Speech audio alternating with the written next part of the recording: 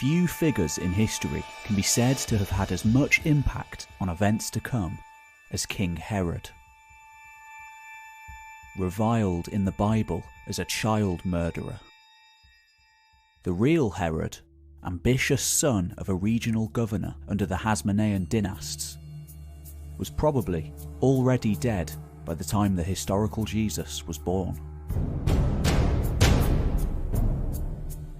He'd been a giant in his own lifetime, rising from an obscure, only recently converted family to become ruler of the entire kingdom, and a client to the Romans.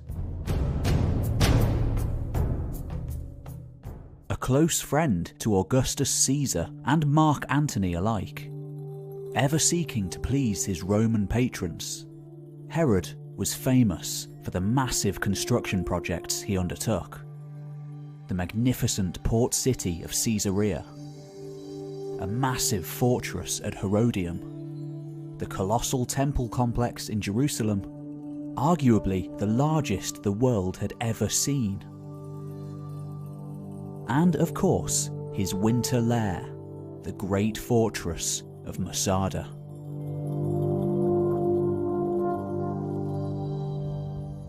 Fully willing to have his own wives and children executed at the slightest hint of disobedience, Herod's rule had been so absolute during his lifetime that very few uprisings are recorded during his day. Yet tensions remained, ever boiling away under the surface. Long-held grievances passing on from one generation to the next. And when a giant of history dies, a power vacuum always follows.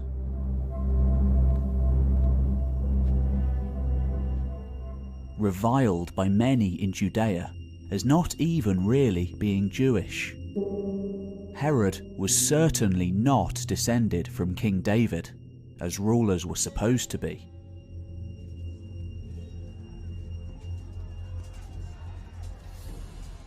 After winning Roman support during his early years, putting down regional revolts, he'd continued to legitimize himself by supplying Rome with an ever-constant supply of coin.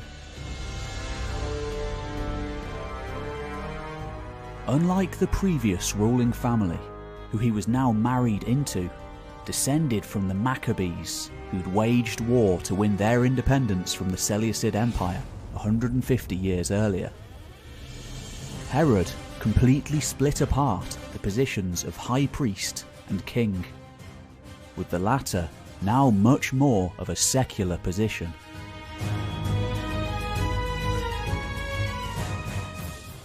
Traditionally, the intertwined position of king and high priest came with a high level of intimacy and responsibility. Like David, Solomon, and those who came before, they were God's representative on earth, presiding over the only cultic centre in all the land. For in ancient Judea, there was only one temple,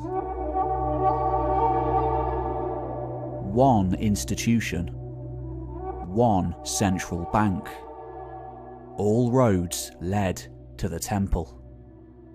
And what a temple it was. Absolutely monumental in its scope. During the major yearly festivals, as many as 1 million Jews would come flooding into the city from the rest of the kingdom. Yet, during Herod's day, they would have increasingly noticed something unprecedented.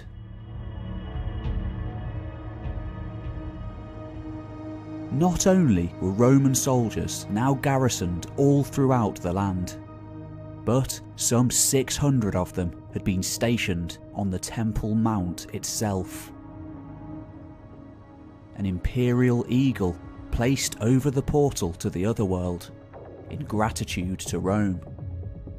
Sacrifices even made to the deified emperor. Herod had been named King of the Jews by Rome. And just like he had done, his priests would continue to buy their positions from the Romans. Any sort of agency, and as far as many Jews were concerned, legitimacy was gone. Herod and his picked men were Roman employees. An arrangement that would remain after his death. A theocracy run by a priesthood in league with Rome. But of course, Rome also divided the kingdom between Herod's sons upon his death, none of them reaching anywhere near the statesmanship of their father. And with no strong-handed ruler to keep everything together, it was only a matter of time before all hell broke out.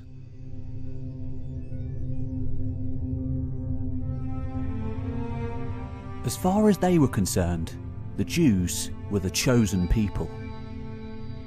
As we have seen, they already had special concessions from Rome, being allowed to continue the worship of their one God. But many saw the situation differently.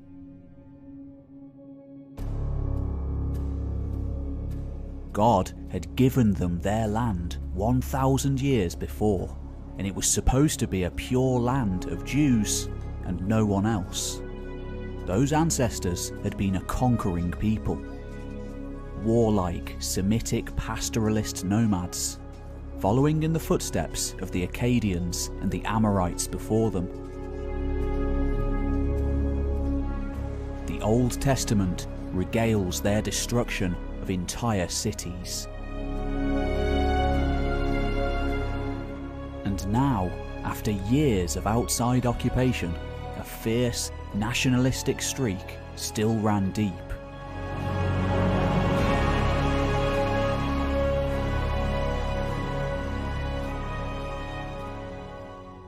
And by the end of Herod's reign, just like within the Roman Empire, a stark contrast between the rich and the poor had begun to reveal itself.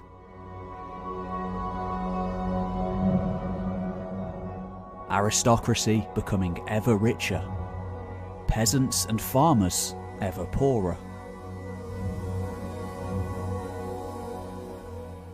Previously free folk now often reduced to serfdom and slavery.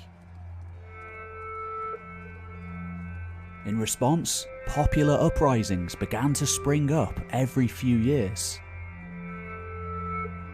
To the Romans, they were rabble-rousers. But to the Jews, they were so much more. Hailed as heroes and freedom fighters by the poor and the devout.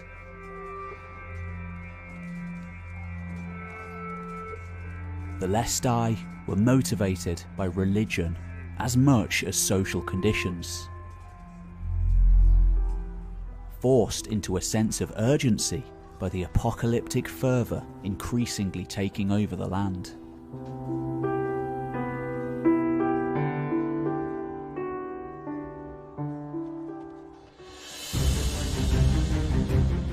In the wake of Herod's death, many a figure would be crowned King of the Jews. And another position, harking back to the priest kings of old, the Messiah. To be a Messiah during this age of slow-burning revolutionary zeal meant that you yearned to restore the independence of the Jewish state, and of course, declare war against Rome. Simon, a former slave of the king, had been one, before being captured and beheaded.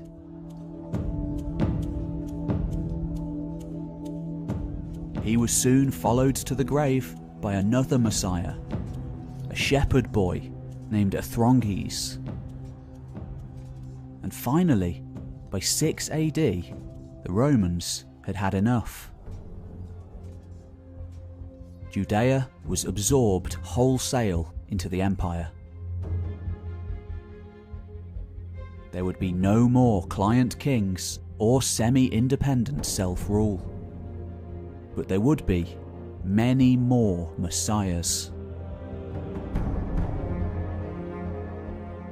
The most famous of all, founder of a movement that would change the world, would end his days one cross on a hill coated with them, like so many others before.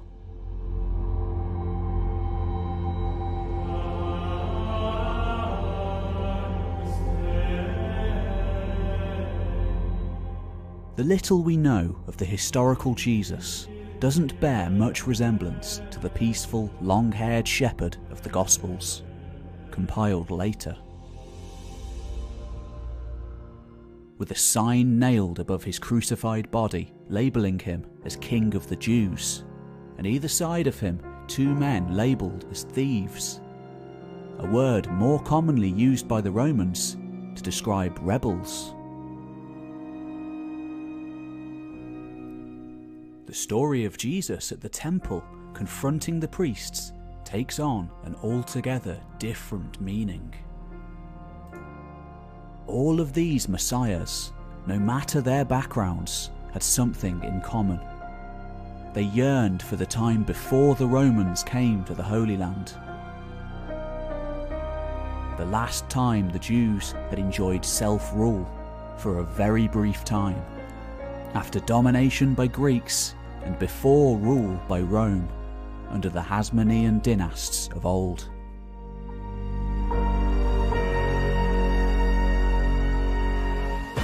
But how had Rome become involved in the Holy Land in the first place?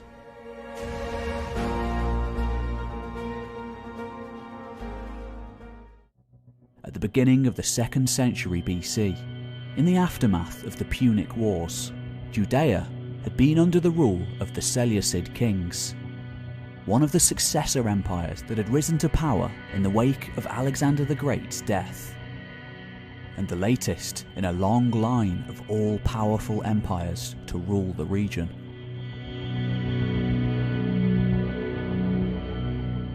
The Seleucids, however, were faced with stiff resistance from their Jewish subjects, who appear to have tried to gain support from the fledgling Roman Republic. The Jews ultimately wouldn't get any direct assistance, but a treaty of some kind does seem to have been agreed between the two, though this remains poorly understood. Thus followed the War of the Maccabees, which saw the overthrow of foreign rule for the first time in centuries. Rome's direct involvement in Jewish affairs only came around a century later, by which time Judea had been an independent kingdom for a century.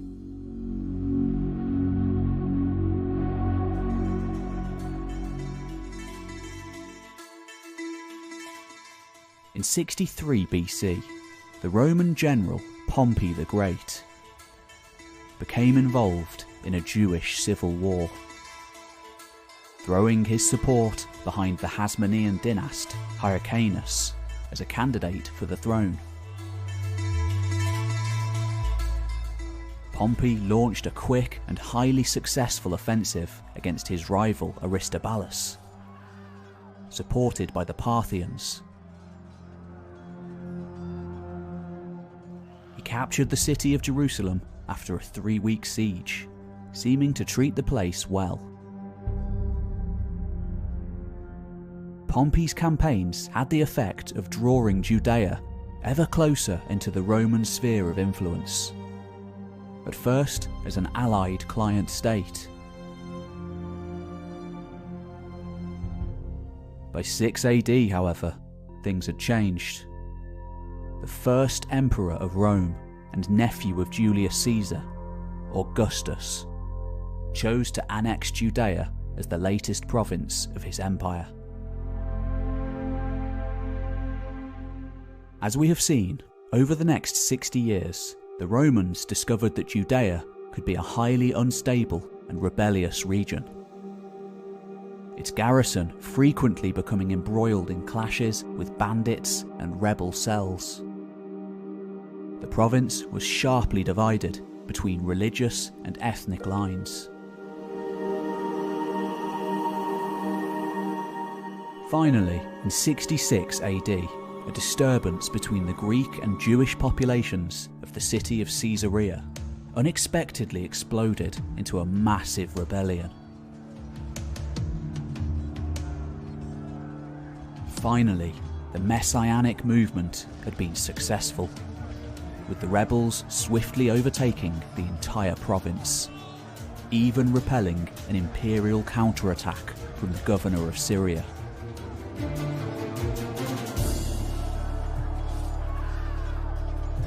However, the cracks began to show very quickly as the Jewish sects began turning on each other.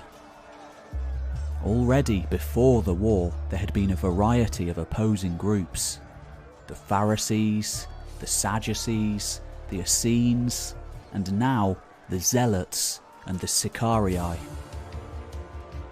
It didn't bode well.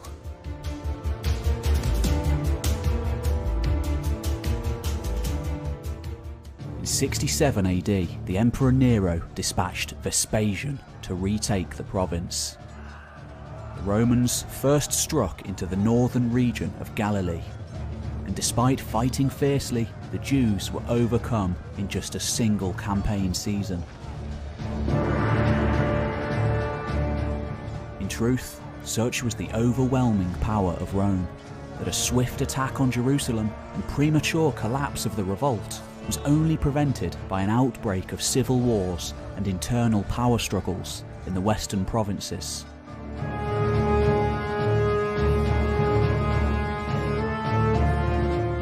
As we have seen, Vespasian himself participated in this spate of civil wars called the Year of the Four Emperors, eventually emerging as its victor in December 69 AD, finally enabling him to dispatch his son to capture the great city of the East. For the most part, rebellion had been crushed. Yet, all over the land, pockets of resistance would continue to fight.